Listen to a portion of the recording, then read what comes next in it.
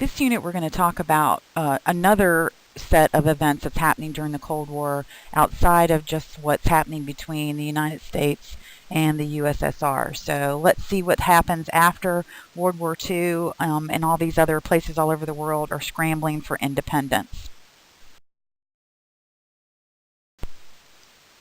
So as the world changed before, during, and after World War II, we have to kind of look at the countries who had been practicing imperialism, Britain and France being number one and number two. After World War II, Britain and France are having a lot of problems. Think of all the damage that was done during World War II, and they're having to rebuild. They have to somehow re-energize their population, and all these places that they had claimed as colonies all over the world, like you see here on the map, they saw this as an opportunity to break free of control from Britain and France. And as these colonies start vying for independence, colonies that belong to other powers across the world will also start vying for independence. So the Cold War is not just about the United States and USSR. It's also about people and places all over the world seeking change.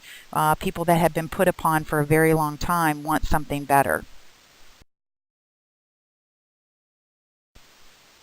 So let's take a look at what the world looks like after World War II. We're going to start with Britain because it's the one that is the most obvious that things are going to kind of fall apart for them after World War II as far as being this great empire. So if you look at the map on the left-hand side, the British Empire in the 1920s, you can see how much territory they had. I mean, they still had all of Australia.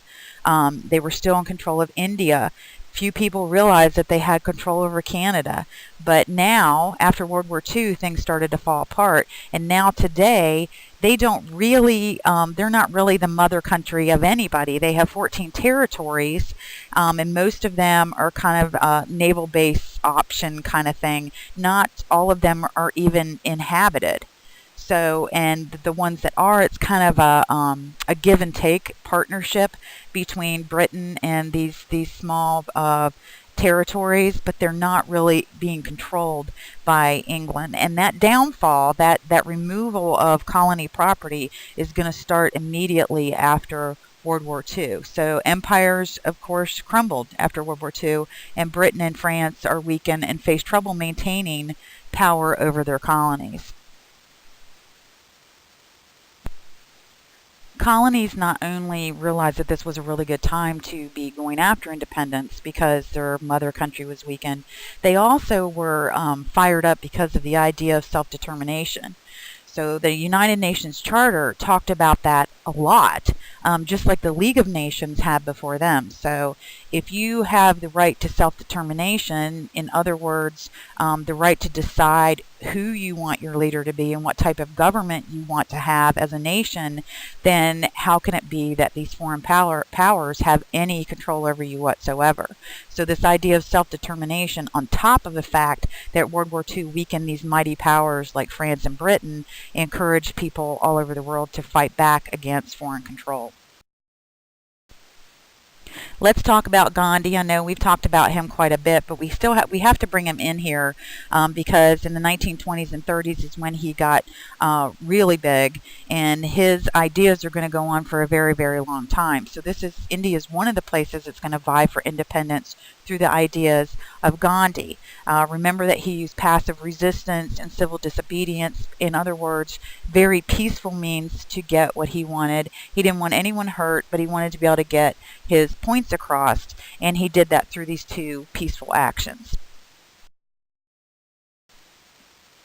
So let's look at some of the ways that he did practice passive resistance and civil disobedience. One of the things that he did was to boycott any textile goods that the British made and tried to sell to India. So he encouraged people to learn how to make their own textiles at home rather than buying goods from Britain. And people actually did. I mean, a lot of people actually did. The second good that he decided that people should make on their own is salt.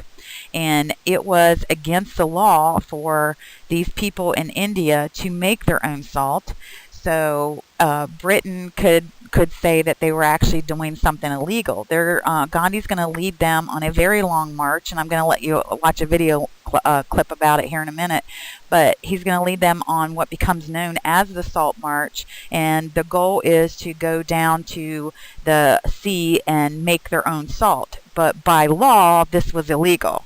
So he's actually breaking the law, even though he's not really hurting anybody, and all he's doing is something as simple as making salt. But the reaction of the government, the British government, was so hateful that it really got the message out to the world what was going on in India and how Britain was basically going there and being evil. You know, Britain has done some pretty raunchy things in the past, and this is the modern world, and the Salt March brought to light what was still happening and really kind of shamed Britain. So if you will watch that clip on the Salt March, you'll understand why it was so obvious to the world that something had to be done. And just remember, for test purposes, that the two things that Gandhi said, make yourself, people of India, was textiles and salt, and they were out to hurt the wallet of Great Britain, and it worked pretty well.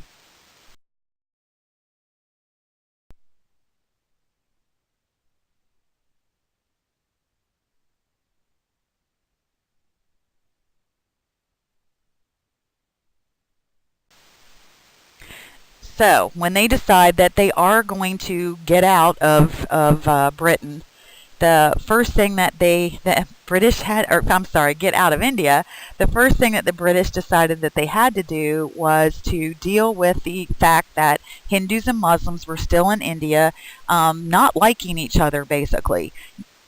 Not that it was any of Britain's business, but they just felt like before they pulled out, they needed to partition India. So in 1947, India was actually divided, where the Hindus were allowed to stay in the country of India. So you see that center part here over on the right-hand side. But the Muslims were supposed to move to the east and the west. So if you lived in the center of India and you're a Muslim, you're supposed to actually pick up and move. And originally it was called West Pakistan and East Pakistan. Today, West Pakistan is just plain old Pakistan, and East Pakistan has become Bangladesh. So they really thought that they were leaving India with a peaceful reconciliation of these two religions, and really what they were doing is kind of putting their nose in other people's business, because you're expecting people to just pick up and move on your whim, and it just doesn't work out that way for people. So one last time, Britain's going to stick her nose in the business of India and try to get their way. So that is their goodbye card to India, and they do eventually pull out in 1947 and grant India her independence. But Bangladesh still exists today, and Pakistan still exists today, with the majority being Muslim. So let's take a little bit of a look at modern India. All right, so in 1950, they created a constitution only 3 years after they were given independence, which is pretty quickly to pull together all the rules of a newly independent nation. And one of the things that they really worked on was getting rid of that caste system that had been created by the Aryans back in ancient times. So this idea of a caste system where the entire population was divided by class was a very ancient idea. So this constitution is very, very progressive, and legally you cannot discriminate against somebody because of their place in society, because the caste system is no longer legal. But of course, in reality, it's still practiced very often. The people that have been considered untouchables for generations and generations are still put upon. They're still lots of bad things happen to them because they're considered the untouchables. But it's a good thing that they are trying, right? So the 1950 Constitution was very progressive. The Republic of India today is the largest democratic nation in the entire world. So Gandhi definitely got his way. And they have become pretty well industrialized in some of the major cities. And they industrialized according to Western style. And the man that you see in front of you, his name here, Jawaharlal Nehru, I have a terrible time with his first name. He was the Prime Minister of India in the 1960s, and he is the one that kind of forced India to fall in line with industrialization, and he convinced them that this was the way to get out of poverty. India has pockets of severe poverty, and before industrialization, it wasn't just pockets, it was pretty much the entire nation. So Nehru saves them as the prime minister. He actually was a really good friend to Gandhi, and he is also, Nehru is the father of Indira Gandhi. Now, Indira Gandhi, she took Gandhi's name, not like because they were romantic or anything like that, but she grew up with Gandhi and just absolutely idolized him and all the things that he was trying to do, and the fact that he was trying to do it with peace and love, and she was just so enraptured with the word that he was promoting, and the ideas that he was promoting, that she actually had her name changed to Gandhi instead of Nehru. Not sure her daddy was thrilled with that, because, you know, I think my daddy would probably kill me if I changed my last name to somebody else's name, but unless it was through marriage. But she just took Gandhi's name, and eventually she, like her father, will become Prime Minister of India. Now, she is assassinated in 1984. But before her death, she developed a very close relationship with Russia, of all places, during the Cold War. And the reason that she developed this close relationship with them on purpose is because she had contacted America and a couple of other democratic nations, because they were democratic, and she tried to create a relationship with them in order to get on board with nuclear programs, because all the other modernized countries were doing it, and she felt that it was very important that her country keep up with that, and everybody shut her down. But Russia was very willing to listen to her. I'm guessing they probably assumed that maybe India would turn communist if they helped them out. Of course, it's not going to happen, but they do help her out with creating a nuclear program to keep them competitive with the rest of the world. So her dad, making them industrialized, and her making them, able to hold their own during a nuclear crisis of the world, really brought India into modern times. Now, today, there's still huge political divisions along the Hindu and Muslim lines. There's still a lot of problems in India. Like I said, there's pockets of severe poverty. The caste system really does still exist, even though it's been illegal. And there is still slavery practiced in parts of India, very open. They have slave markets and child prostitution and things like that. So India still has a very, very long way to go. But because of Nehru and then Indira Gandhi, they made huge leaps and bounds towards a better world for Indian people. Of course, we can't talk about people vying for independence without going into the British and French mandates. And of course, Britain had extensive possessions in the Middle East. And we've talked about Palestine and Jordan before, and Palestine specifically, how Britain got involved with putting Jews in Israel, Palestine, modern day known in modern days as Israel, and caused all kind of problems there. So turn to the next slide, and we will review that very quickly. If you remember, several times throughout history, the Jewish community had gone to Britain and said, "We need a place. We need a place. We need a place. We're being persecuted." The Jews are not only persecuted during World War II, they are persecuted for hundreds and hundreds and hundreds of years, all the way back to ancient times with Emperor Nero in the Roman Empire. So several times, including right after World War I and again after World War II, the Jews are pleading to the League of Nations and then the United Nations to find them a place. And both times they drop them in Palestine and reignite that long argument between the Israelis and the Palestinians. So it's Muslims versus Christians, or Muslims versus Jews, over and over and over again. And after World War II, the United Nations changes the name Palestine officially to Israel and gives that country to the Jews. But the Arabian Palestinians there are saying, you're not allowed to do that. So, of course, the British government decided that they would divide Palestine up according to the map that you see here, with the yellow being the Arab Muslims and the orange being the Jews, or also known as the Israelites. So not a very good solution. Still lots and lots of fighting going on today. And of course it is because of that mandate system. And during the Cold War period is when things really start to pick up between these guys, and it just has not slacked off. So if you hear the news about the Gaza Strip, that's definitely what they're talking about. And again, it really got ignited after World War II. So let's talk a little bit more about modern Israel and people that have as leaders tried to really help from within. And you can't talk about modern Israel without talking about Golda Meir. Golda Meir became Prime Minister of Israel in 1969, and she was known as the Iron Lady of Israeli politics.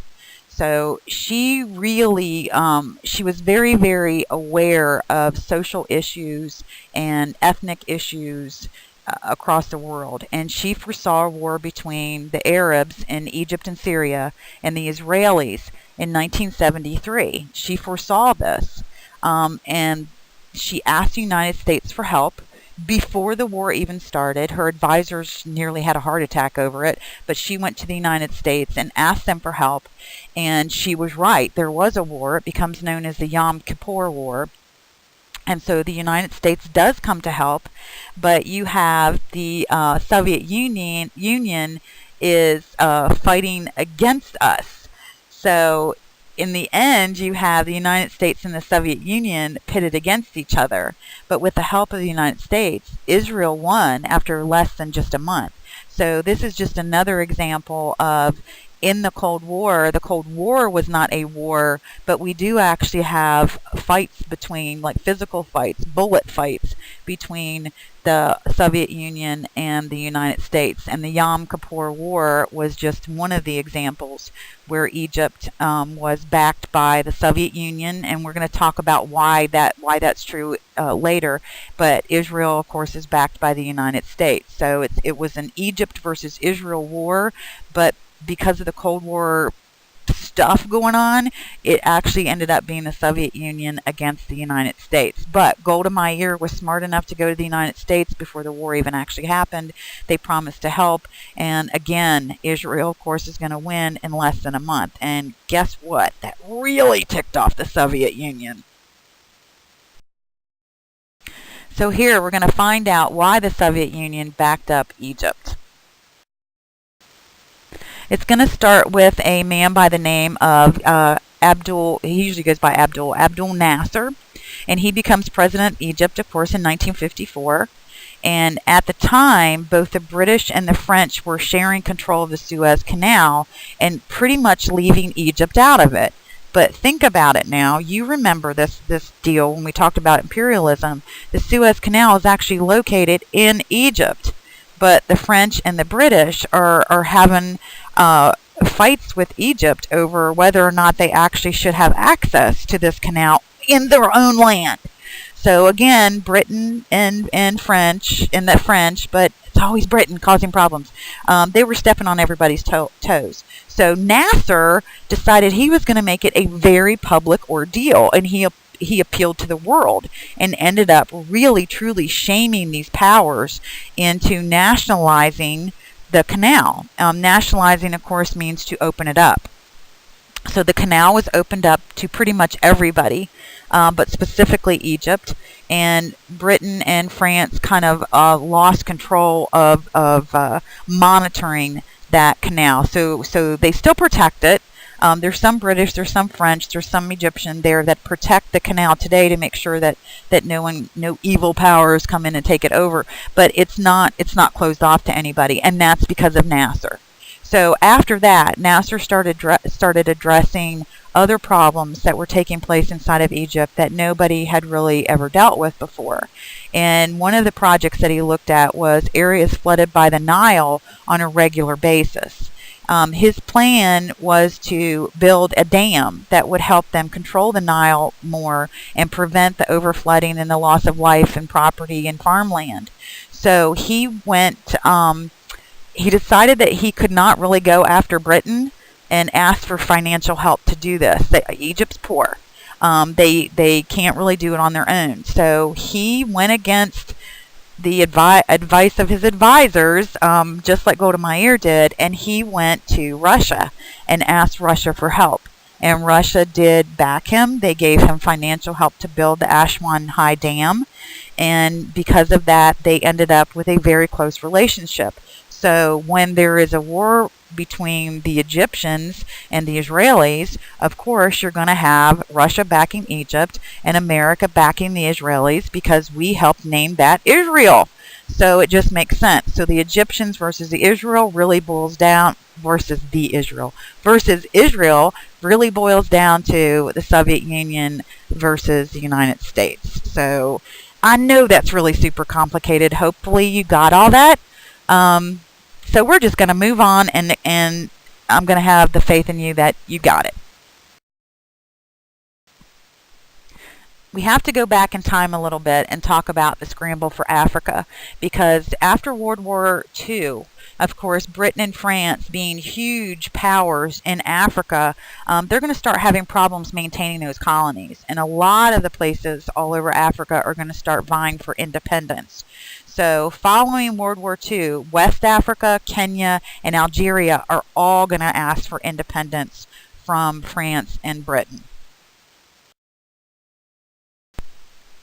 The thing that we need to look at is those episodes of vying for independence. What were they like for each of the territories based on who was the mother country originally?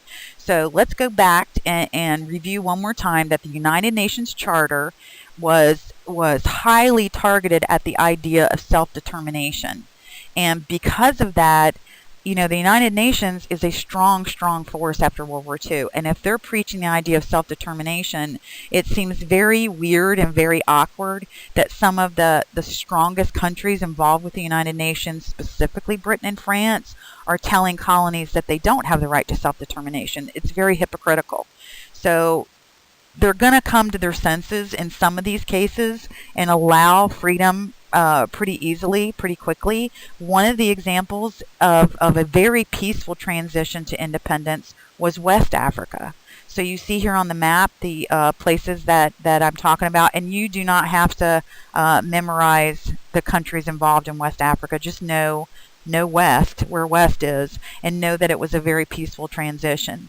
Now, Algeria, it's actually going to be a fight in Algeria between the natives and France. There's a lot of minerals and things that France wanted to keep in Algeria. So there's actually going to be a pretty intense struggle. It's a very quick struggle, but it's pretty intense. And in the end, Algeria is actually going to win. France is busy with other stuff. So they put one big oomph into it and then said, forget it, let the Algerians have their land, we're out.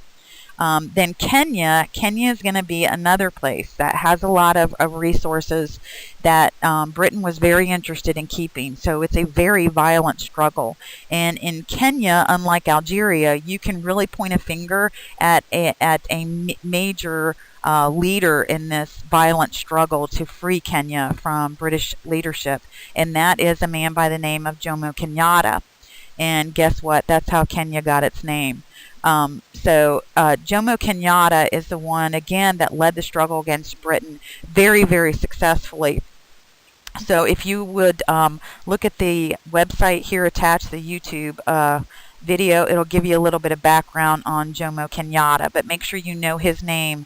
And it's pretty easy. Kenyatta, Kenya, you know, geez, what I got to do? Hand it to you on a silver platter? I think you'll be okay. So watch that video, and I'll see you on the next slide. We have to talk about the apartheid. I know we've already talked about this a little bit, but I need to review with you just to make sure that you really understand how intense it was and that it's actually taking place in modern times. And this is a struggle not against a specific country, it's a struggle within a specific territory of South Africa. So South Africa was ruled by the whites. Although 75% of the population was Black African. So you have this huge majority that's being really pushed down on by the minority in the territory. And remember, they were moved out of the cities and put on reservations where most often there was not water, except for a pump, a local pump that everybody shared, and you had to carry water in buckets very often. Most of the houses did not have electricity. The communities were gated, the cities were gated, and you had to have a work pass to get into the city. And most of the work that you were allowed to do was very menial type stuff. Maybe you could be a housekeeper if you were a woman, or some kind of a factory job if you were a black man. So the apartheid kept black and white races completely, totally separate, and really, really just devastated any of the goodness that black Africans had in their lives. They were everything was taken away from them. So again, you have this segregation, like it says here, and economic exploitation, and that was the policy of the government, that it was okay to do this because they're black. So make sure you know that the separation of races in South Africa is called apartheid. Here in America, it was just called segregation. There it's called apartheid. And there is a video attached to this as well. You don't have to watch the entire video, but watch at least the first few minutes to kind of get an understanding of how overwhelming the end of the apartheid was for people, and how they look at it even today, how they look back on it. It's a great sorrow for many people to know what they went through, and you're going to see some actual footage of whites beating blacks for no reason whatsoever, making up excuses to be able to beat them and getting away with it. So you watch that video, get yourself all ticked off, and I will see you on the next slide. So we do have a rainbow here. There was a group called the African National Congress, and one of the main leaders was a guy you probably know, Nelson Mandela. And they fought the apartheid with a campaign very much like Gandhi, civil disobedience and passive resistance, but it did not work. They did this for years and years and years, and Nelson Mandela was very on board with it being passive and peaceful until there was a massacre. Basically, there was a peaceful demonstration that was held by the ANC, and the white government sent out the military, the white military, and started mowing people down with guns. So it became a massacre, and after that, Nelson Mandela and several of the other leaders at the ANC realized that there was not going to be a change through peace. It just wasn't going to happen. So Nelson Mandela, as one of the main leaders, if not the main leader, announced to the ANC that the idea of peaceful resistance and passive resistance was dead, and that they were going to start fighting back with violence. And they did. They burned buildings down. They did some pretty serious damage. And in the end, Nelson Mandela will be put in prison for it. He is approached many times over the 27 years that he was in prison, and was asked over and over again to please recant, make your people stop being violent, undo the damage that you did, make them go back to being passive and peaceful, and he refused. So finally, after 27 years in prison, Nelson Mandela was freed. The government had changed enough, and minds had opened up enough that the apartheid ended. And his case was reviewed, and Nelson Mandela was released. And in 1994, he is going to be made the first black president of the Republic of South Africa. A very cool guy, willing to give up most of his life to make sure that his people were free. So, pretty cool story. We also have to talk about Rwanda. And Rwanda, of course, was a former Belgian colony, and there were two groups there called the Tutsis and the Hutus. And the Tutsis were considered by the Belgians to be the pretty people. So when they colonized Rwanda, they decided that they were going to put the Tutsis in charge. They were going to be the ones that had the best jobs. And you really, truly could not tell Tutsis from Hutus.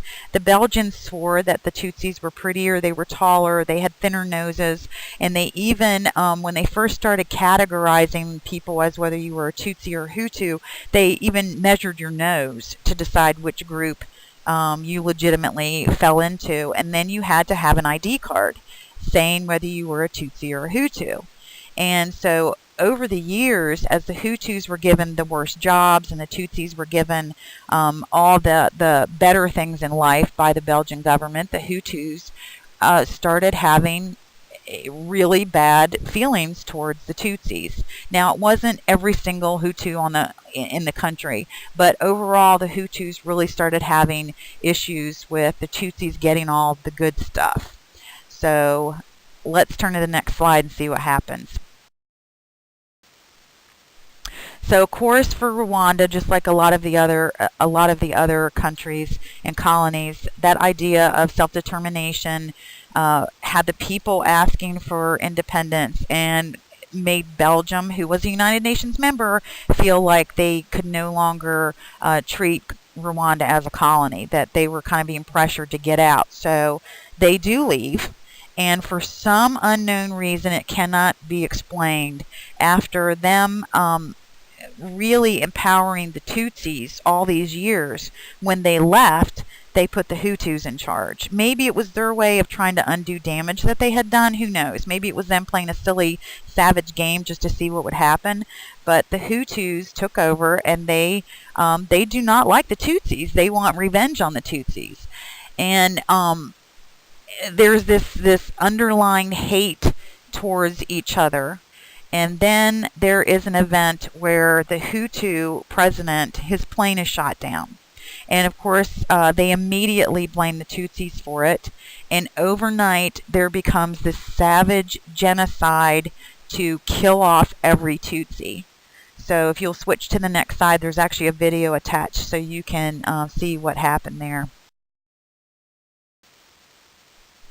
So this is only going to go on. It's a very small event, but it's machete killings.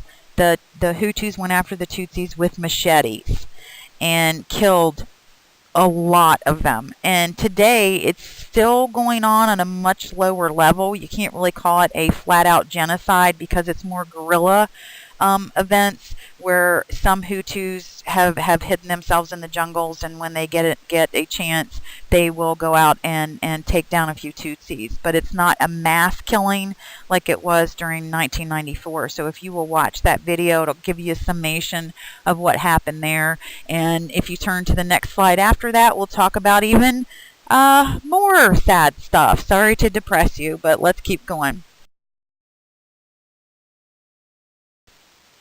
All right, we also have to talk about the genocide in Sudan, and specifically it's the genocide in Darfur. So these pictures are pictures of the actual genocide, and then you can see on the map here exactly where Sudan is. It's located right under Egypt in Africa. So if you'll turn to the next slide, I'll give you a little bit more background on what's happening in Darfur. All right, so a little over half of the 6 million people who live there are black Africans. The rest are Arabians. So you have the majority being killed by the minority. And basically what it is a government-funded genocide to get rid of these people. And there are some private lunatics involved in this too that are not... they're not officially backed by the government, but it's not like the government is doing a whole lot to get rid of them either. There are these little pockets of these rebel groups that kidnap children and turn them into soldiers by mind manipulation. They get them addicted to drugs, and they go through this whole mind-altering program where they convince the children that their parents hate them and that their only salvation is serving in the military to kill black Africans. So it is a horrible, horrible genocide that's still taking place in Darfur today. We've had a few presidents that were willing to send in a few troops, but nobody's doing anything significant to help this massacre go away.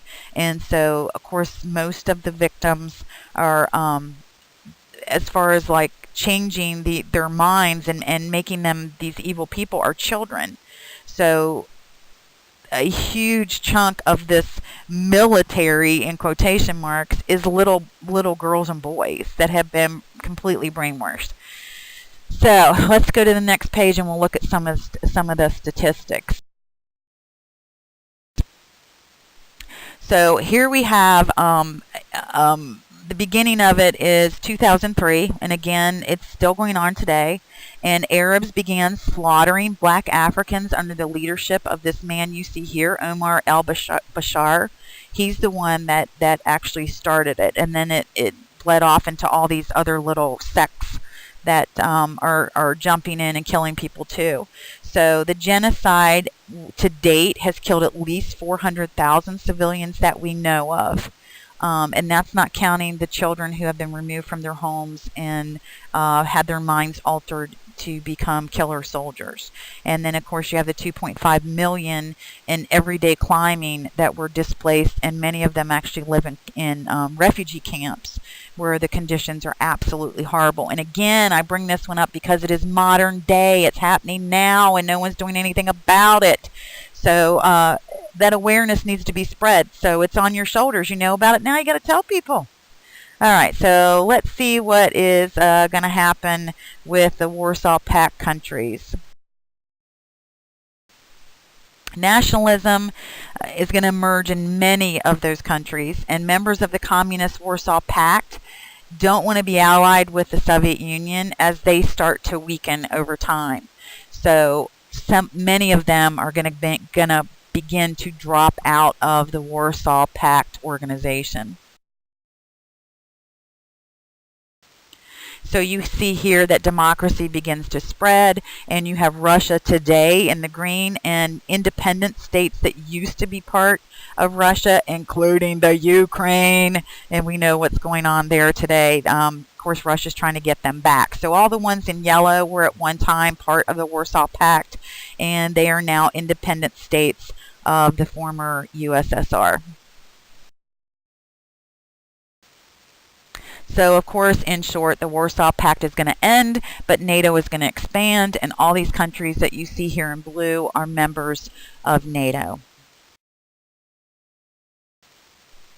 So let's take a very specific look at Britain and talk about how Britain changed after World War II. They went through a pretty significant period of change, including structurally, because they had so much structural damage because of World War II.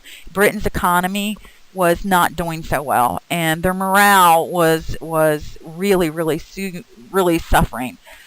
They're tired of war. They're tired of the controversy. They're looking bad in the eyes of the world as all these colonies are bringing to light the bad things that they've done, you know, like India and Kenya and places like that. So they really were having problems with nationalism, you know, something that they had really taken seriously for a very long time, since the times of Napoleon. So Margaret Thatcher is going to be one of the first leaders to really address that problem, and she decides that she's going to change it. So she actually was prime minister for 3 successive general elections, and it totaled 11 years. That's a record in the 20th century. So she was a very well-loved woman, and during her term in office, she pretty much reshaped every aspect of British politics. She revived the economy. She did this by removing government regulations on business. She encouraged free trade. She purposely developed a very close relationship with the United States and adopted Reagan's foreign policy of let's just sit and talk with each other, have a couple drinks, face to face, man to woman to woman, and let's talk things over. A much more low-key, less formal way about things, when, you know, Britain's very stuffy. They always have been. And Margaret Thatcher said, we have to get away from that. We have to make nice with people. Come on, we screwed the whole world basically at one time or another. We have to make nice. So she also revamped and strengthened the United Kingdom's military, which had been struggling for a very, very long time. And that gave people faith in them being able to protect themselves if something bad did happen. So they finally, for the first time in a very long time, felt safe at home. She challenged and did a lot to overturn the psychology of decline, which had become rooted in Britain since the Second World War. She pursued national recovery with striking energy and determination, and she was just a go-getter. So there's a couple clips attached to this YouTube link here. If you'll click on that, it's just kind of a mishmash of her talking, and you can get a really good glimpse of how powerful she was and how determined she was. She was a neat lady. A lot of people didn't like her because she's kind of in your face if she thinks that you're wrong, and you'll see that in the video clips. So you know, feel the pride, ladies. Margaret Thatcher really put herself out there and made some great changes for Britain. We can't leave the Cold War era without talking about China. So we talked about Mao a lot in previous units, but Mao's going to die in 1976, and Deng Xiaoping is the man that's going to take over.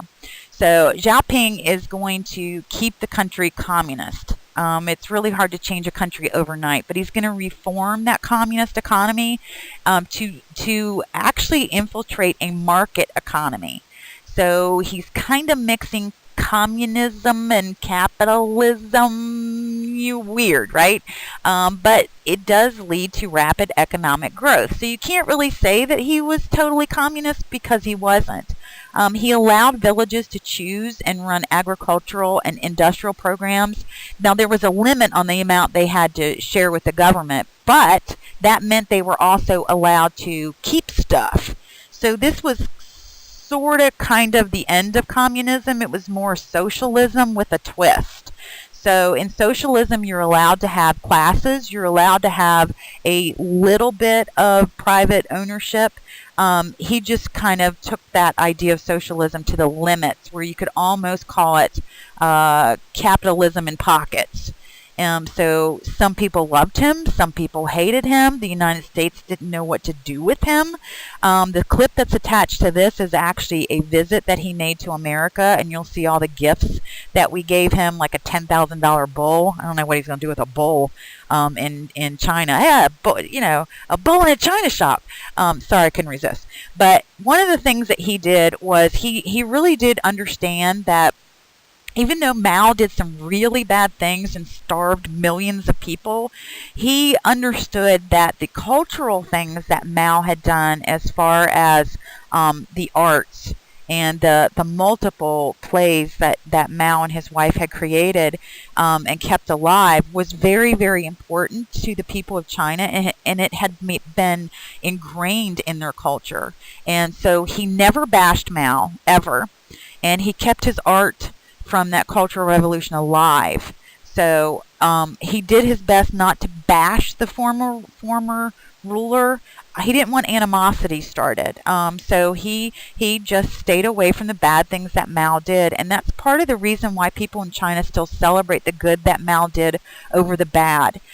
People, if you interview people today, they don't talk about the millions of people that starved to death under Mao's leadership. They talk about the great things that he did, left behind through the Cultural Revolution and the plays and the artistic events that he held and practiced. So Deng Xiaoping made sure that China was left with the good memories of Mao over the bad. So that is the end of all the countries that were going through turmoil during the Cold War, other than the United States and the Soviet Union. Hope you enjoyed it, and I will see you in the modern world in the next unit.